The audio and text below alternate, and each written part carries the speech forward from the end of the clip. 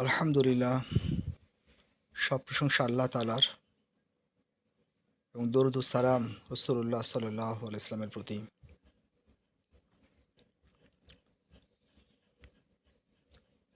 আমাদের দেশের বর্তমান রাজনৈতিক প্রেক্ষাপটে জনগণের করণীয় কী? সেই ব্রিটিশ আমল থেকে বর্তমান অবস্থা পর্যন্ত যখনই কেউ সরকার এসেছে, সরকার যখন ক্ষমতা পেয়েছে, গদি পেয়েছে, তখন তারা জনগণের যে আশা, লালিত স্বপ্ন সেটা ভুলে যায়। এটা বেশিরভাগই হয় আমাদের দেশের মানুষ কেন জানুন ক্ষমতায় গেলে এদেশের মানুষ বারবার বঞ্চিত হয়। ক্ষমতার কেন্দ্রবিন্দু যারা থাকেন তারা জনগণের স্বপ্নকে ভুলে যায়। তো এদেশে ইসলামিক বিপ্লব, এদেশের মানুষ ইসলাম চায়, ইসলাম ভীরু, ধর্মভীরু।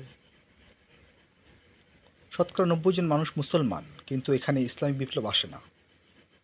এখানে গণতন্ত্র চলতেছে, এখানে সমাজতন্ত্র, গণতন্ত্র, ডানপন্থী বামপন্থী লোক যারাই ক্ষমতায় আসে তাদের মধ্যেই একটা অবহেলা, তুচ্ছ-তাচ্ছিল্য, নিজেদের পকেট ভরা, নিজেদের গদি সামলানো, এজন্য যা করার তাই করে।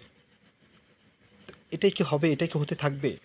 এখন যারা নতুন এনসিপি ক্ষমতায় আসতে চাচ্ছে বা জামাত ইসলাম পুরনো দল, মাশাআল্লাহ ভালো দল, ইসলামিক দলগুলো যেগুলো আছে, বিএনপি আছে, আওয়ামী লীগ নিষিদ্ধ রয়েছে এখন।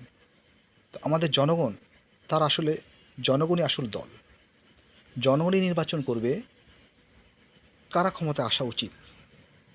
এদেশে ইসলামের দ্বারা এদেশের কল্যাণ হবে, যারা ইসলামের বাইরে রয়েছেন তারা দেশের কল্যাণ করবে। কারা ইসলামের কল্যাণ করবে? দেশের কল্যাণ কাদের দ্বারা হবে?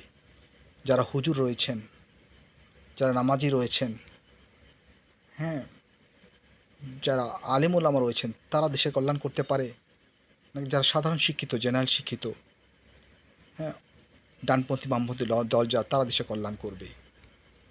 কাদের হাতে আমাদের দেশের ক্ষমতা, দেশের নেতৃত্ব তুলে দিব? এটা জনগণকেই নির্বাচন করতে হবে। রাসূলুল্লাহ সাল্লাল্লাহু আলাইহি ওয়াসাল্লামকে দেখা দরকার। সাহাবা একরাম কীভাবে দেশকে তৈরি করছেন, রাসূলুল্লাহ সাল্লাল্লাহু আলাইহি ওয়াসাল্লাম দেশকে কীভাবে তৈরি করছেন, তাদের কী করণীয় ছিল?